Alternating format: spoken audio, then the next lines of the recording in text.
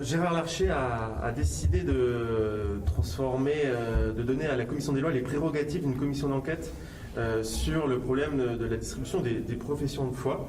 Alors, est-ce que vous allez soutenir cette commission d'enquête? Non seulement je vais la soutenir, mais c'est votre serviteur qui l'a suggéré hier au directeur du cabinet de Gérard Larcher en disant mais vraiment cette situation n'est pas possible. Et dans la mesure où l'Assemblée nationale, au travers notamment des groupes de gauche, allait la demander, je ne sais pas s'ils l'obtiendront, je trouvais normal que pour ce qui nous concerne, avec l'indépendance qui est celle du Sénat, nous puissions avoir une commission d'enquête identifiée. Je suis donc très heureux que manifestement demain à la conférence des présidents, cette commission d'enquête soit créée, parce que nous sommes devant, sinon un scandale d'État, mais en tout cas un scandale démocratique.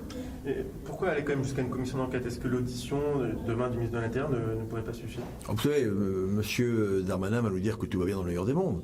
Ou il va dire, c'est dommage ce qui s'est passé, mais ça ira mieux demain. Non. Vous savez, moi j'ai fait un petit test, y compris dans mon groupe, pour savoir combien il y avait de sénateurs qui n'avaient rien reçu pour les élections régionales.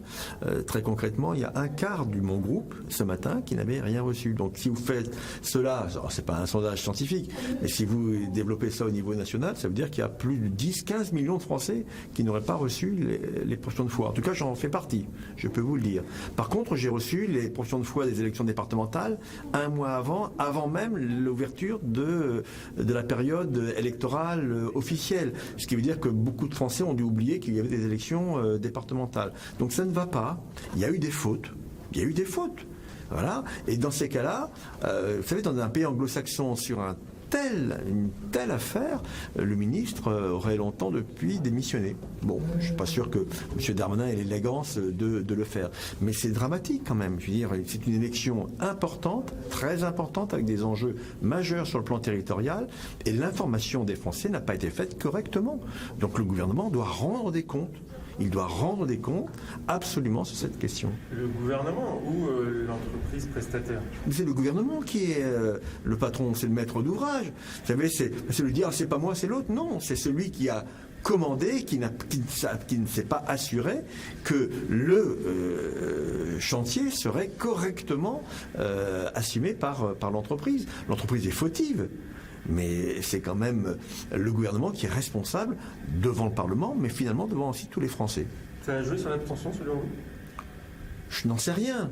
En tout cas, ça n'a pas encouragé la contribution. Parce que quand vous recevez 2 ou 3 jours avant les professions de foi, avant une élection, bon, c'est par courrier, c'est un symbole quand même qui vous incite à au moins vous poser la question. Si vous recevez rien, ou si vous avez reçu un mois avant, eh bien, ça n'encourage pas. Et on pourrait aussi s'interroger sur les moyens du service d'information du gouvernement, le SIG, pour savoir s'il y a eu vraiment beaucoup de campagnes d'information. Moi, j'en ai vu passer, mais très faible, finalement, au regard de l'enjeu. Non, j'ai le sentiment que le gouvernement n'avait pas envie que les Français se déplacent, tout simplement. Et peut-être, mais je suis très cynique, ou très machiavélique peut-être, que finalement, ces élections n'auraient pas de valeur parce qu'il y aurait beaucoup d'abstention. Eh bien, je dis aux Français aujourd'hui, donnez tort au gouvernement en allant voter massivement dimanche prochain.